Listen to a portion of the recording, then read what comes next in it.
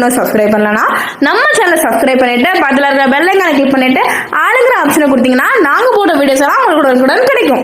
Hi friends, today நம்ம என்ன recipe பார்க்க போகிறோம்னா பாஸ்தா தான் பார்க்க போகிறோம். பாஸ்தாக்கு வெஜிடபிள்லாம் ஓகே, இது என்னது மாவு சைடில் அப்படின்னு யோசிப்பீங்க. ஸோ இந்த மாவு அங்கே பாருங்க பால், ஸோ இதெல்லாம் வச்சு நம்ம என்ன செய்ய போகிறோம்னா ஒயிட் சாஸ் பாஸ்தா பண்ண போகிறோம். அதுக்கு நமக்கு தேவையான இன்க்ரீடியன்ட், ஃபர்ஸ்ட் நம்மளோட மெயின் இன்க்ரீடியன்ட் வந்து பாஸ்தா. இது வந்து நான் பார்த்தீங்கன்னா ஒரு 250 கிராம் எடுத்திருக்கேன். அடுத்தது நான் ரெக்வயர்டு வெஜ்ஜிஸ், உங்களுக்கு என்ன வெஜ்ஜிஸ் விருப்பமோ எல்லா வெஜ்ஜிஸும் நீங்கள் ஆட் பண்ணிக்கலாம். இதில் பார்த்தீங்கன்னா capsicum, carrot, tomato, onion, beans எல்லாமே இருக்கும். ஸோ க்ரீன் சில்லி ஒன்று இருக்குது பாருங்கள், அதுவும் இருக்குது. ஸோ நீங்கள் என்ன வெஜ்ஜிஸ்னாலும் ஆட் பண்ணிக்கலாம். சரி பாருங்கள், கார்லிக் இருக்குது தெரியுதா? So garlic green chilli must. அது போக நீங்கள் வந்து எல்லா வெஜ்ஜிஸ் வந்து நீங்கள் ஆட் பண்ணிக்கலாம், உங்களோட விருப்பம் தான். என்னடா வெஜ்ஜிஸை வெட்டாமலே காமிக்கிறாங்களே அப்படின்னு யோசிக்கிறீங்க. ஸோ நம்ம அந்த வெஜ்ஜிஸில் மேஜிக் பண்ணி அப்புறம் வெட்டிடலாம். ஸோ அதுக்கு முன்னாடி பார்த்திங்கன்னா நம்மளோட பாஸ்தாவை ஃபஸ்ட்டு நம்ம வந்து வேக வைக்க போகிறோம். 100 கிராம் பாஸ்தாவுக்கு பார்த்திங்கன்னா 1 லிட்டர் வாட்டர் விடணும். ஓகேயா? 250 கிராம் பாஸ்தாவுக்கு ஒரு 2.5 லிட்டர் வந்து வாட்டர் விடணும். வாட்டர் ஆட் பண்ணணும் பார்த்திங்கன்னா கொஞ்சமாக சால்ட்டில் போட்டுருவோம் நம்ம. ஸோ அப்புறம் பார்த்திங்கன்னா கொஞ்சமாக நம்ம ஆயில் விட்டுக்கலாம். ஸோ ஆயில் விட்டோம் பார்த்திங்கன்னா ஒட்டாமல் இருக்கும் பாஸ்தா அடியில் அந்த பாத்திரத்தில். ஒரு 10 to 15 மினிட்ஸ்க்குள்ளே இது வெந்துடும். So it's a magic time. நான் ஃபஸ்ட்டே சொன்ன மாதிரி மேஜிக் பண்ணி காய் எல்லாத்தையும் வெட்டிடலாம். ஸோ நம்ம அந்த பிளேட்டை திறந்தோம்னா நம்மளோட வெஜ்ஜீஸ்லாம் எப்படி இருக்குதுன்னு பார்ப்போம், நம்ம மேஜிக் ஒர்க் ஆகுதான்ட்டு.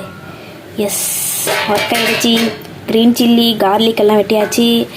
அடுத்து பாருங்கள், க்ரீன் பீஸ், டொமேட்டோ, ஆனியன் எல்லாம் இப்படி வெட்டி இருக்குது. அதுக்கப்புறம் கேரட்டு, கேப்சிகம், பீன்ஸ், ஸோ அது எல்லாமே வெட்டி தான் இருக்குது. ஸோ அந்த மேஜிக் டைமில் பார்த்திங்கன்னா நம்ம பாஸ்தா கொதிக்க போடுறதை நீங்கள் மறந்துடக்கூடாது. ஸோ நம்ம கரெக்டாக பாஸ்தா வெந்ததுக்கப்புறம் ஆஃப் பண்ணிடுறோம் அடுப்பை. ஸோ நம்ம பாஸ்தாவை நல்லா தண்ணி இல்லாமல் இப்படி வடித்து எடுக்க போகிறோம். ஓகேவா? இப்போ நம்ம என்ன பண்ணுறோம் பார்த்திங்கன்னா அந்த சட்டியில் வந்து கொஞ்சமாக பட்டரை விட்டு அதை மெல்ட் பண்ணிகிட்ருக்கோம். ஸோ இதில் பார்த்திங்கன்னா இப்போது கார்லிக் ஆட் பண்ண போகிறோம். ஸோ அந்த கார்லிக் ஆட் பண்ணால் நல்ல ஒரு ஸ்மெல்லு, நல்ல ஒரு ஃப்ராக்ரன்ஸ் எல்லாமே கிடைக்கும். அதை லைட்டாக அப்படியே ஃப்ரை பண்ணுவோம். நல்ல மணம் வருது.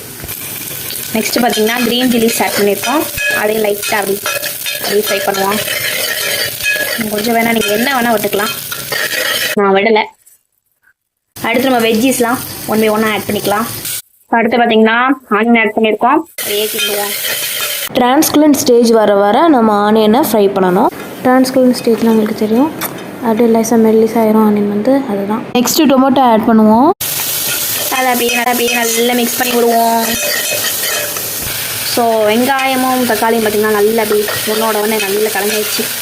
ரைட்டு. ஸோ நெக்ஸ்ட் நம்ம அதர் வெஜிடபிள் போட்டுக்கலாம். ஸோ நம்ம பீன்ஸு, அப்புறம் கேரட்டு, கேப்சிகம் எல்லாமே போட்டாச்சு. அதை அப்படியே நல்லா மிக்ஸ் பண்ணிடுவோம். அந்த காயெல்லாம் வேகட்டும், நம்ம கொஞ்சம் தண்ணி விடலாம். அதனால ஸோ தண்ணி எடுத்துறேன். காய் கரெக்டாக முங்குற அளவுக்கு தண்ணி விட்ருக்கோம். ஸோ ஆல்ரெடி நம்ம பாஸ்தாவுக்கு உப்பு போட்டிருக்கோம், காய்க்கு கொஞ்சம் உப்பு போட்டுக்கலாம். இப்போ பார்த்து போடுங்க, கரெக்டாக போடுங்க. ஸோ பார்த்திங்கன்னா இப்போ தான் நம்ம மெயின் பாட்டுக்கு வந்திருக்கோம். ஒயிட் சாஸ் ரெடி பண்ண போகிறோம். ஸோ அதுக்கு பார்த்திங்கன்னா பட்டர் பார்த்திங்கன்னா நல்லா ரெடி பண்ணியிருக்கோம். நீங்கள் 1 டீஸ்பூன் பட்டர் போடுறீங்கன்னா 1 டீஸ்பூன் மைதா மாவு போடணும். 2 டீஸ்பூன் போடுறீங்கன்னா 2 டீஸ்பூன் போடணும். கரெக்டாக அந்த அளவு நீங்கள் கரெக்டாக போட்டால் கரெக்டாக வரும். நம்ம காய் பார்த்திங்கன்னா நல்லா வெந்துடுச்சு. ஸோ இந்த ஒயிட் சாஸ் வந்து நம்ம ரெடி பண்ணிட்டோன்னா வேலை முடிஞ்சுது. ஸோ இந்த 2 டீஸ்பூன் பட்டருக்கு பார்த்திங்கன்னா 2 டீஸ்பூன் மைதா ஆட் பண்ணுறோம். சிம்மில் வச்சு பார்த்திங்கன்னா லைட்டாக கலர் சேஞ்ச் அளவுக்கு அப்படி நம்ம மிக்ஸ் பண்ணுவோம். ஓகேவா? பார்த்திங்கன்னா லைட்டாக கலர் சேஞ்ச மாதிரி இருக்குது. இப்போ நம்ம பார்த்திங்கன்னா 250 ml மில்க் விட போகிறோம். இதை நம்ம கரெக்டாக ஸ்டெப் பண்ணால் தான் இந்த மில்க் பார்த்திங்கன்னா அடுத்த ஸ்டெப்பில் நம்ம கரெக்டாக கன்சிஸ்டன்சி ஆகும். ஸோ அந்த மில்க் அப்படியே நல்லா லைட்டாக மிக்ஸ் பண்ணாலே நல்லா பார்த்திங்கன்னா கட்டியாயிரும் மில்க் வந்து. நம்ம பார்ப்போம். அதை இதுதான் கரெக்டான ஸ்டேஜ். பார்த்திங்கன்னா நல்ல கன்சிஸ்டன்சி வந்துடுச்சு, நம்ம பார்த்தாலும் தெரியும். இப்போ நம்ம என்ன பண்ண போகிறோம் பார்த்திங்கன்னா சீஸ் போட போகிறோம்.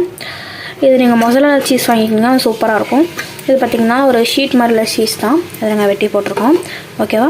சீஸ் போடுறது ஆப்ஷனல் தான், உங்களுக்கு விருப்பம் இருந்தால் போட்டுக்கோங்க, இல்லைனா வேண்டாம். நல்ல ஒரு க்ரீமி ஸ்ட்ரக்சர் கொடுக்கும் சீஸ் வந்து. ஸோ அதனால தான் போடுறோம்.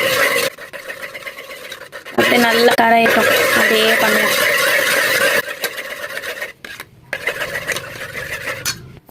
சூப்பராக பார்த்தீங்கன்னா உங்களோட சீஸ் நல்லா கரைஞ்சிச்சு, நல்ல கன்சிஸ்டன்சி வந்துடுச்சு. ஸோ இதுதான் பார்த்தீங்கன்னா நம்மளோட ஒயிட் சாஸ் ரெடி ஆகிடுச்சி. வெஜ்ஜிஸும் வெந்துதான், ப்ளஸ் பாஸ்தாவும் வெந்துதான் இருக்குது. ஸோ மிக்ஸ் பண்ணிவிட்டு ஸ்பைசஸ் ஆட் பண்ணிட்டோன்னா வேலை முடிஞ்சு. பாஸ்தாக்கு உரப்புக்காக பார்த்தீங்கன்னா சில்லி ஃப்ளெக்ஸ் போட போகிறோம், ஒரு 1/4 டீஸ்பூன். ஸோ நம்ம சில்லி ஃப்ளெக்ஸ் தொடர்ந்து பார்த்தீங்கன்னா மிக்ஸ்டு ஹர்ப்ஸ் ஆட் பண்ண போகிறோம். ஸோ பல வகையான ஹர்ப்ஸ் இதில் மிக்ஸ் ஆகிருக்கும், அதனால அதுக்கு பேர் மிக்ஸ்டு ஹர்ப்ஸு. அதை ஆட் பண்ணிக்கலாம். ஸோ பார்த்திங்கன்னா நம்ம எல்லாமே போட்டோம். ஸோ நம்ம பெப்பர் பவுடர் விட்டால் எப்படி, ஸோ அதுவும் பார்த்திங்கன்னா கொஞ்சமாக போட்டுக்கோங்க. உங்களோட ஸ்பைசி டேஸ்ட்டுக்கு ஏற்ற மாதிரி போட்டுக்கோங்க. இதை நம்ம அப்படியே மிக்ஸ் பண்ணி விடுவோம். ஸோ இப்போ நம்ம என்ன பண்ண போகிறோம் பார்த்திங்கன்னா, நெக்ஸ்ட்டு வேக வச்சு இந்த வெஜ்ஜிஸ் போட போகிறோம். ஸோ அதே நல்லா அப்படியே கலந்து விட்டுருவோம். அடுத்து நம்ம பாஸ்தா ஆட் பண்ணிக்கலாம். இதை பார்த்திங்கன்னா நல்லா மிக்ஸ் பண்ணதுக்கப்புறம் நம்ம ஸ்பைசிலாம் போடுறோம்னா ஆல்ரெடி நம்ம ஸ்பைசி போட்டாச்சு. ஸோ வந்து சால்ட்டு தேவை அப்படின்னா இதை நல்லா மிக்ஸ் பண்ணதுக்கப்புறம் உங்களுக்கு சால்ட்டு தேவை அப்படின்னா சால்ட்டு போட்டுக்கோங்க. இல்லைன்னா நம்ம இருக்கிற சால்ட்டு போடணும். ஏன்னா நம்ம ஆல்ரெடி பார்த்திங்கன்னா பாஸ்தா கொதிக்கும் போது சால்ட்டு போட்டிருக்கோம், காய வேகிறதுக்கும் சால்ட்டு போட்டோம். ஸோ அதுவே போதுமானது. இது பார்த்திங்கன்னா நீங்கள் ஒயிட் சாஸ் பண்ணிட்டீங்கள்ல, பண்ணிவிட்டு அப்படியே பார்த்திங்கன்னா வெஜ்ஜிஸை பச்சையாக போட்டு அதிலே வேக வச்சு அப்புறம் அதை வந்து அதுக்கப்புறம் பாஸ்தா போட்டலாம், அந்த மாதிரி கூட பண்ணலாம். ஸோ அதில் என்னென்னா போனது நாங்கள் பண்ணப்போ என்ன ட்ராபேக் ஆச்சுன்னா, ஸோ அதில் பார்த்திங்கன்னா நம்ம அந்த காயோட எசன்ஸ்லாம் ரொம்ப இறங்கிட்டு அதில் நமக்கு அந்த ஒயிட் க்ரீமி சாஸ் பாஸ்தா அந்த க்ரீம்னஸ் வந்து தெரியவில்லை. ஸோ அதனால் இதுக்கு நாங்கள் ஒயிட் சாஸை தனியாக பண்ணிவிட்டு அப்புறம் காயை தனியாக வேக போட்டு ஸோ எல்லாத்தையும் நல்லா லாஸ்ட்டில் அடி மிக்ஸ் பண்ணுறோம். ஸோ உங்களுக்கு எந்த வே ஆப்டாக இருக்குது, கரெக்டாக இருக்குது, எது பிடிச்சிருக்கோம் அதை பண்ணுங்கள். இந்த மாதிரி க்ரீமி அண்ட் டேஸ்டியான ஒயிட் சாஸ் பாஸ்தாவை நீங்கள் உங்கள் வீட்டில் ட்ரை பண்ணி பார்த்து எப்படி இருந்தது அப்படிங்கிறத மறக்காமல் எங்களுக்கு கமெண்ட் பண்ணிடுங்க. இந்த வீடியோ உங்களுக்கு பிடிச்சிச்சுன்னா லைக் பண்ணுங்கள், ஷேர் பண்ணுங்கள், சப்ஸ்கிரைப் பண்ணுங்கள். பாய்.